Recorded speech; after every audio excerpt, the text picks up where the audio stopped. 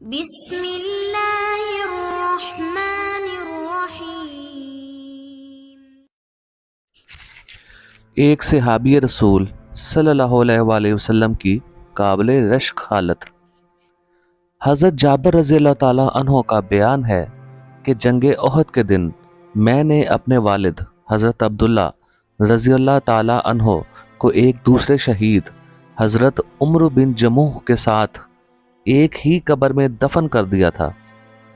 پھر مجھے یہ اچھا نہیں لگا کہ میرے باپ ایک دوسرے شہید کی قبر میں دفن ہیں، اس لیے میں نے اس خیال سے کہ ان کو ایک الگ قبر میں دفن کروں، 6 ماہ کے بعد میں نے ان کی قبر کو کھود کر لاش مبارک کو نکالا تو وہ بالکل اسی حالت میں تھے جس حالت میں ان کو میں نے دفن کیا تھا، بجز اس کے کہ ان کے کان پر کچھ تغیر ہوا تھا۔